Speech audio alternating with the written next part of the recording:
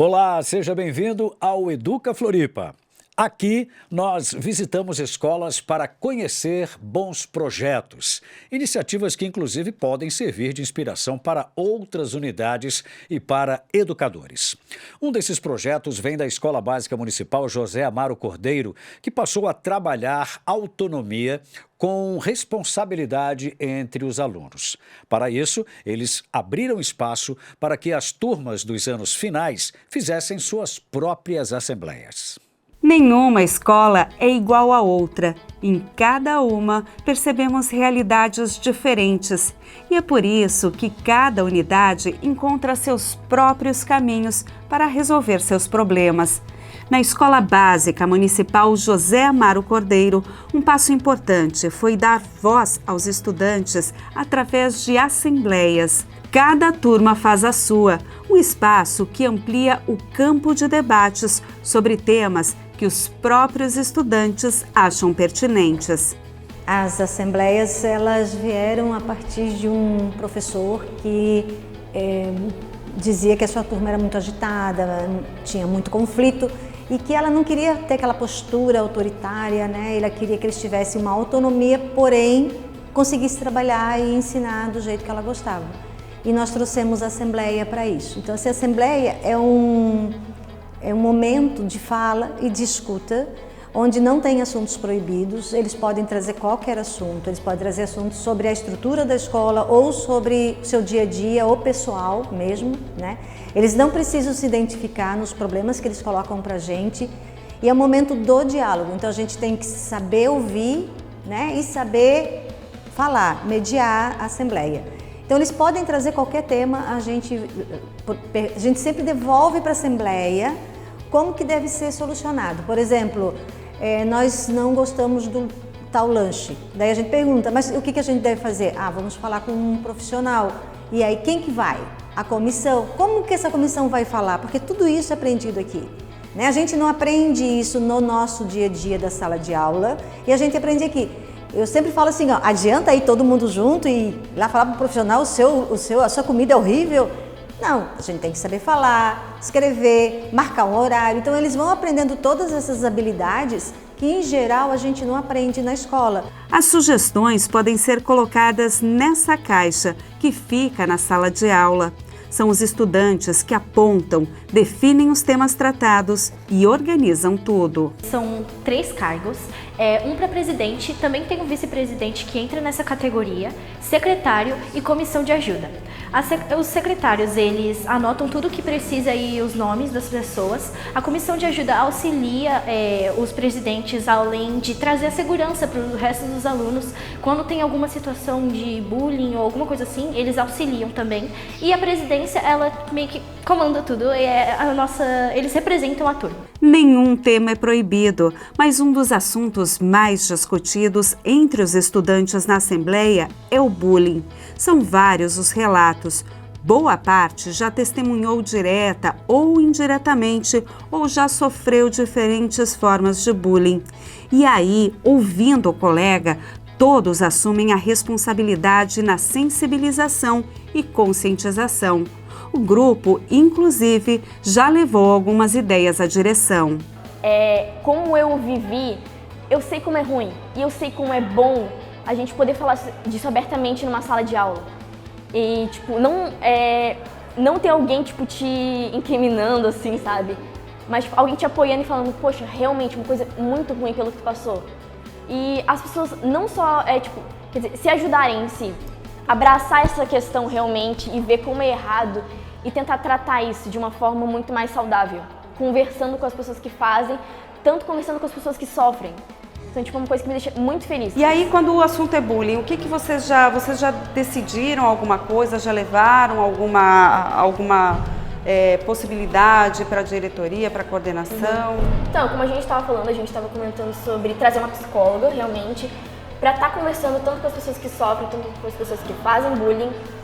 E um dos maiores papéis da comissão de ajuda é estar conversando com as pessoas que sofrem e com as pessoas que fazem, para realmente trazer esses casos para a Tânia, para ela ver como ela pode resolver chamando o pai, chamando o psicólogo, né?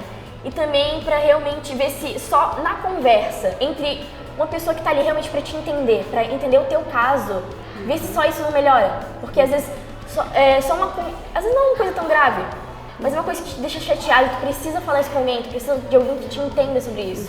Outro assunto abordado pelos estudantes foi o que fazer durante o intervalo. A partir das discussões, foi criado o Recreio Bom, um projeto com várias atividades que hoje envolve toda a escola e que é organizado pelas turmas dos anos finais no contraturno. Muitas pessoas não conseguiam ficar quietas no recreio, aconteciam muitas confusões, brigas. Daí, por causa disso, foi criado o Recreio Bom, para resolver alguns problemas sobre o recreio e para alguns alunos poderem ter o que fazer no recreio, não ficar só de bobeira, ficar parado. E aí surgiram ideias do que fazer, foi isso? Vocês começaram a discutir a respeito do... Isso, foi exatamente isso. A gente foi discutindo com o pessoal da mesa, o próprio pessoal da sala. E como é que funciona o Recreio Bom daí na prática para vocês? A gente vai na turma, por exemplo, hoje a turma 6-1 vai ficar com vôlei de roda. A gente vai na turma do 6-1, avisa, vocês são vôlei de roda, e daí vai ter um lugar lá que vai estar a bola e eles vão ficar ali brincando. Quando termina o recreio a gente volta, recolhe o material que foi deixado e põe numa salinha que tem ali do lado da sala média. E aí tem oficinas, sim, então? Sim, as oficinas são quadra, ginásio, vôlei de roda, 3 cortes, futsal para os pequenos. E tem dado certo? Tem. As assembleias trazem autonomia com responsabilidade, ou seja, dão liberdade para discutir os assuntos que interferem na vida escolar, mas sem esquecer que todos, independentemente da idade, temos limites para nossas atitudes. Então, durante a Assembleia, o meu trabalho é só de mediação. Até para eu falar, eu me inscrevo. Então, eles trazem um tema, ou eu trago um tema. Muitas vezes pode ser um tema filosófico.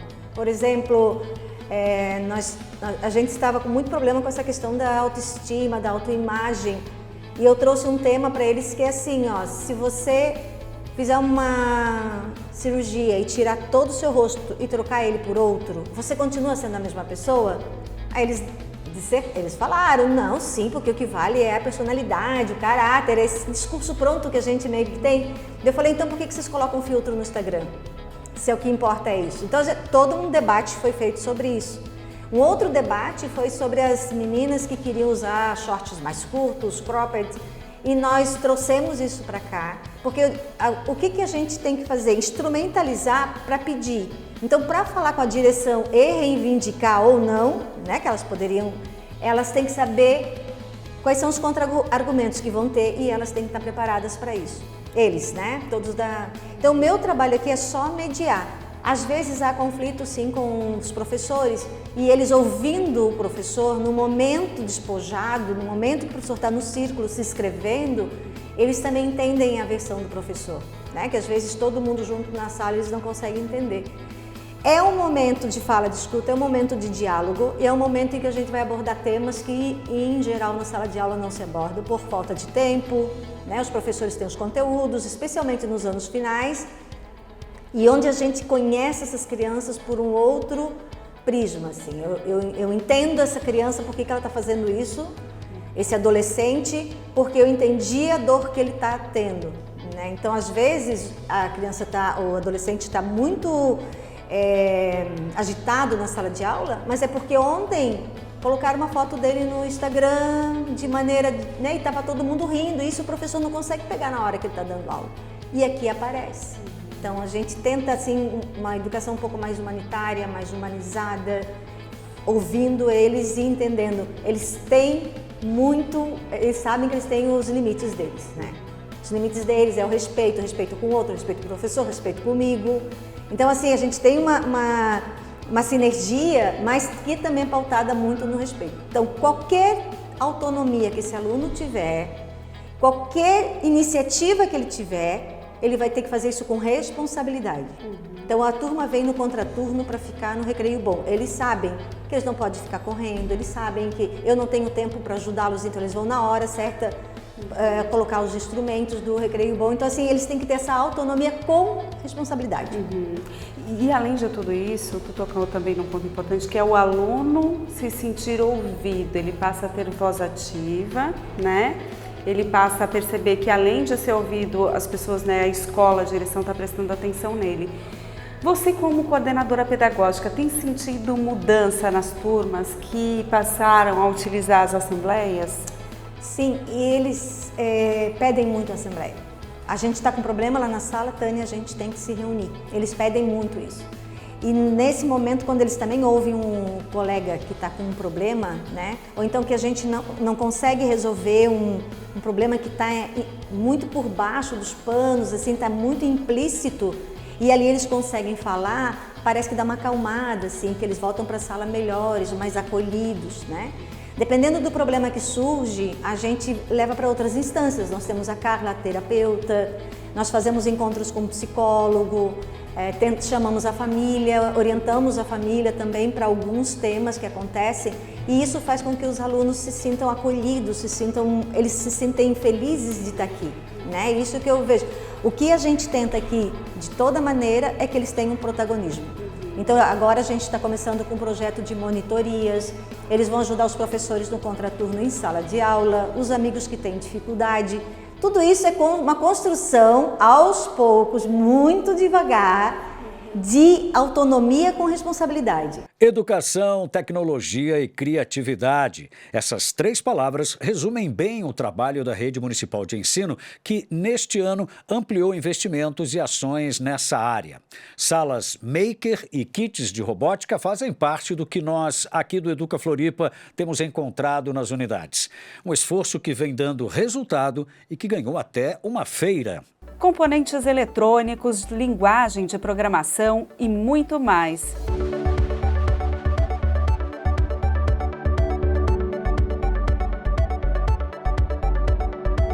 A gente veio visitar a Escola Básica Municipal Beatriz de Souza Brito, no bairro Pantanal, para conferir um evento diferente.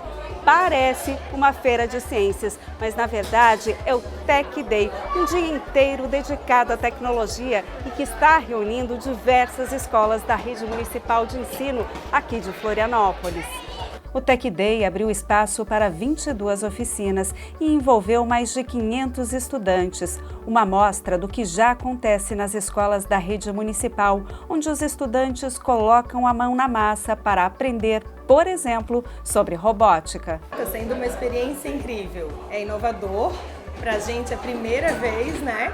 Só que são tecnologias que algumas a gente já aplica em sala de aula, no uso das disciplinas, ali na convivência com os estudantes, nesse estímulo para esse conhecimento ampliado. A intenção é fazer com que os estudantes se familiarizem desde cedo com conceitos iniciais de eletrônica e programação, um conhecimento importante para quem logo vai estar no mercado de trabalho. O Tech Day, como o nome já diz, né, o Dia da Tecnologia na Escola, é para que a gente possa socializar os projetos que os professores desenvolveram ao longo do ano letivo nas suas unidades. E esse movimento de trazer os estudantes e os professores para outra unidade educativa também é uma forma com que eles convivam com outros espaços, outros ambientes. O que a gente espera? A gente espera que eles vivenciem e que eles vejam que eles são capazes de ser o que eles quiserem, inclusive trabalhar na área da tecnologia. Então é muito importante que desde cedo eles possam vivenciar práticas de pensamento computacional, linguagem de programação, entender o que é um algoritmo, para que eles se percebam nesse mundo, para que eles entendam o que é ser um programador, um desenvolvedor de software, um design de jogos. Quer dizer, que eles percebam que eles podem ser o que eles quiserem, basta eles quererem. Passeando pelo Tech Day, a gente percebe que a proposta de incluir tecnologias e metodologias pedagógicas diferentes nas salas e em outros espaços educativos está dando resultado. Um trabalho pensado a longo prazo. O investimento em tecnologia ele é muito difícil porque ele não depende só da existência de recurso financeiro.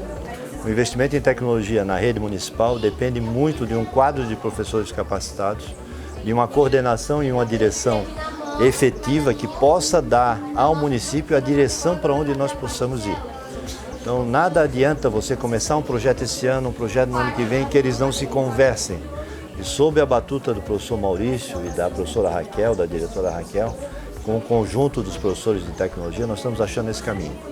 E nós não queremos deixar os professores sozinhos, nós estamos agora investindo numa parceria com o Senai, para que o Senai possa se integrar a essa rede de maneira muito mais operacional do que, digamos assim, sobre o conceito da educação, mas que facilite todo esse aprendizado e esse ensino de tecnologia na rede municipal.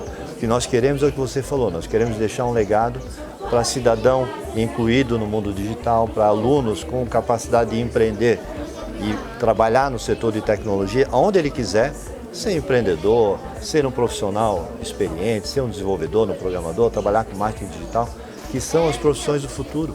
É muito difícil para a gente, enquanto educadores hoje, educar uma criança para uma determinada profissão, porque daqui a 4, 5 anos aquela profissão deixou de existir. Então o que nós temos que dar são os fundamentos, as ferramentas, a base, para que eles façam o que eles quiserem. A gente tem falado que tecnologia, educação e criatividade são os pilares da nossa gestão. E a feira Tech Day, ele na verdade é o coroamento disso tudo, porque aqui nós temos 20 escolas mostrando para a comunidade e para as outras escolas o que se faz em termos de tecnologia.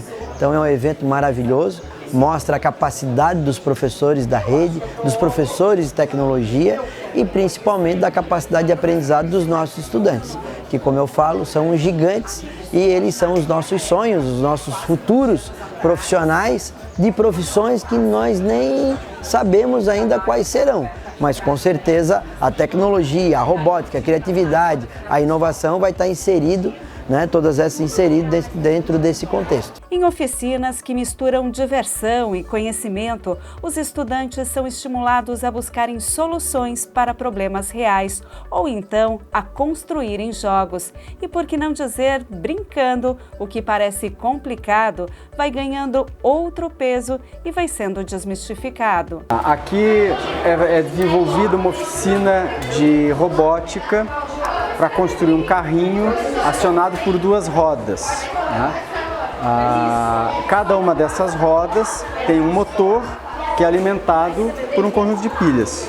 Então as crianças aprendem a associar a polaridade, por exemplo, da pilha com o sentido de rotação do motor, a quantidade de pilhas e a velocidade de rotação do motor, e o acionamento conjunto das rodas. Então, por exemplo, acionando uma roda, o robô vai num lado, vai para um lado. Acionando outra roda, ele vai para o outro lado. Acionando as 2 rodas ao mesmo tempo, o robô vai em linha reta.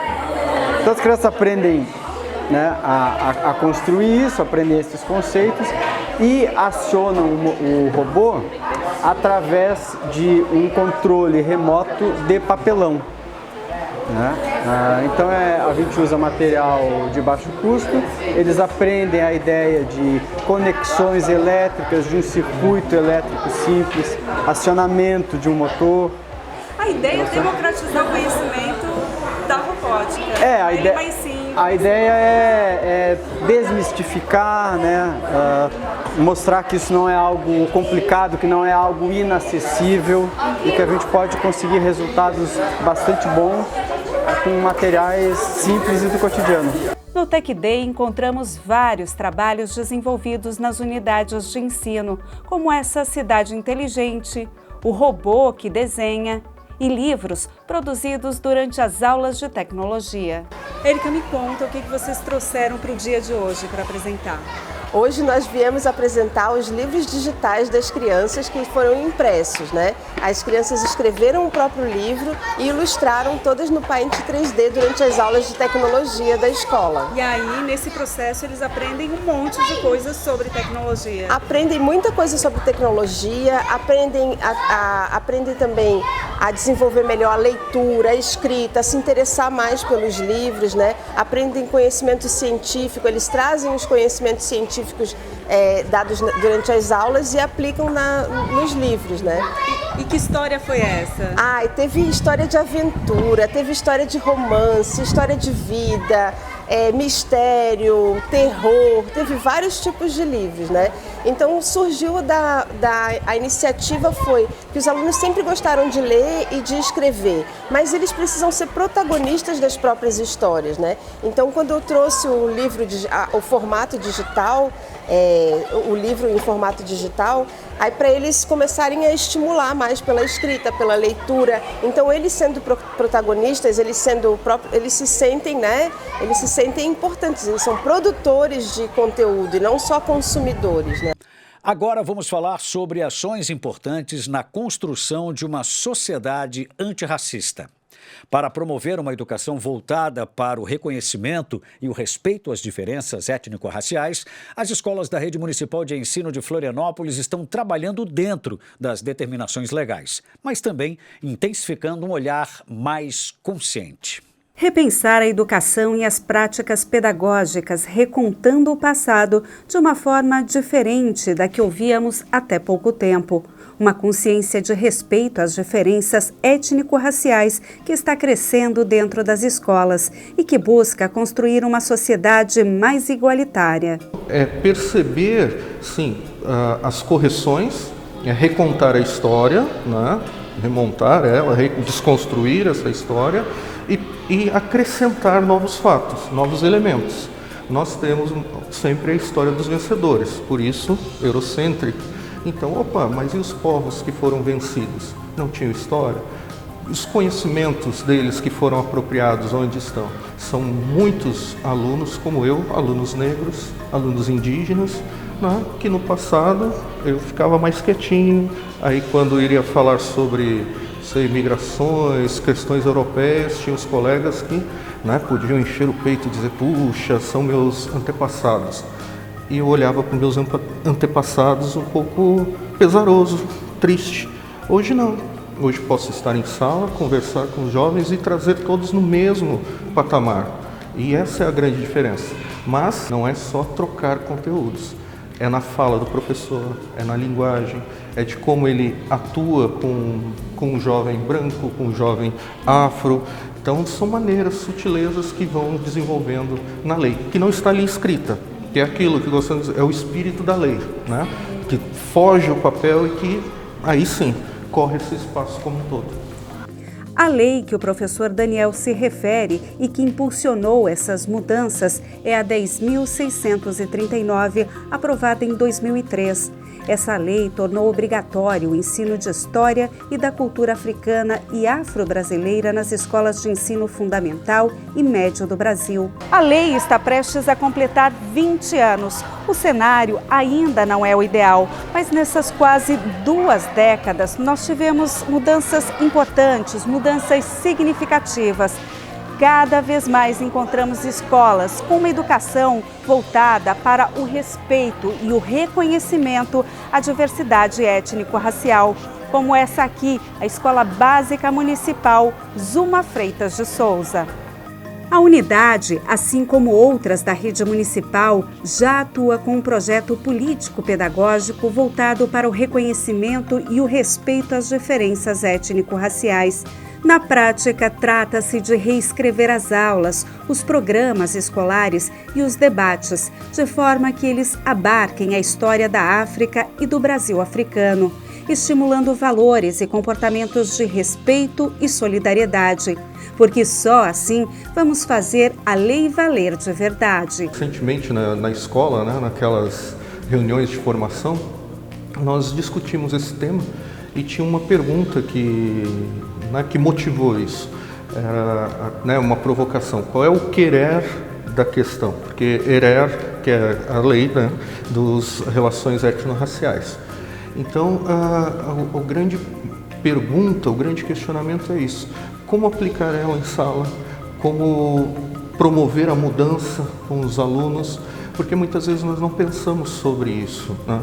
E particularmente tenho uma ideia de que quando falamos dos alunos, diretamente está relacionado às várias intersecções, raça, gênero e tantas outras, e principalmente a racial em sala de aula é muito importante. Então valorizar conteúdos, a maneira de abordar eles em sala, é isso que a lei vem propor. Da minha formação Quando eu pegava um livro didático no passado, quando ia falar de população afrodescendente, principalmente, populações indígenas, as imagens eram muito depreciativas.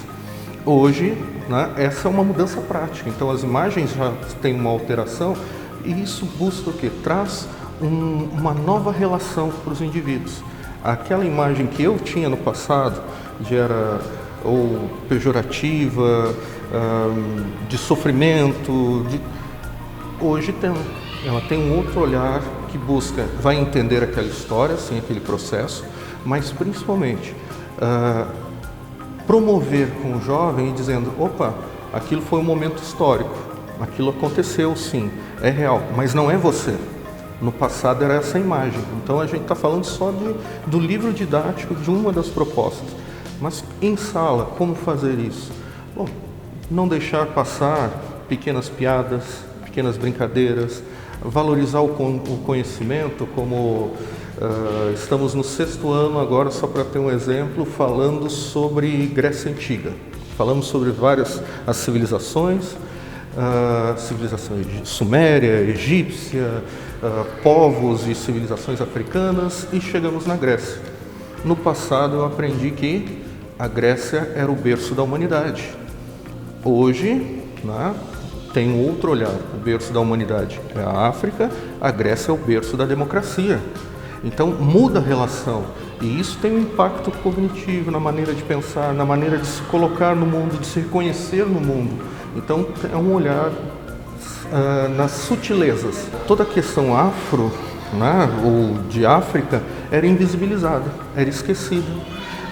E hoje nós vamos questionar desde intelectuais, né, cientistas, quem são, onde estão, ou qual a contribuição que foi, inclusive, para essa sociedade grega que falei, que no meu tempo, né, aprendi que era o berço da humanidade. E antes de encerrar, a gente dá uma passada para conhecer a Escola Básica Municipal Erondina Medeiros Zeferino, que fica lá no bairro Ingleses, no norte da ilha. Oi, bom dia, meu nome é Edilene, sou diretora da Escola Erondina, no bairro dos Ingleses, a maior escola da rede municipal. Sejam bem-vindos.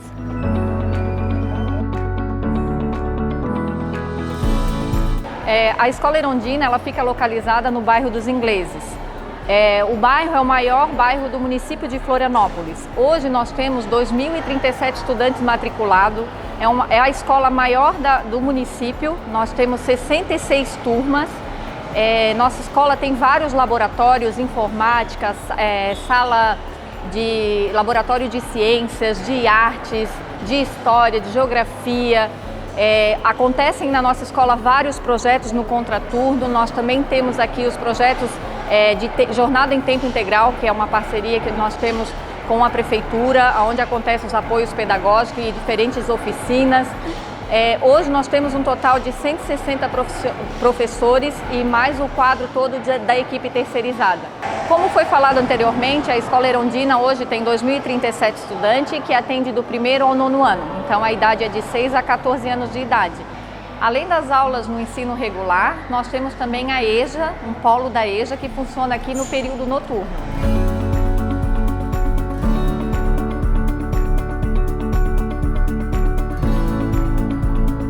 Como havia comentado, a nossa escola tem vários laboratórios, então queria mostrar para vocês o nosso laboratório de artes. Nós também temos salas multimeios, a escola possui 2 salas multimeios, nós temos o laboratório de história, laboratório de geografia e 2 laboratórios de ciência.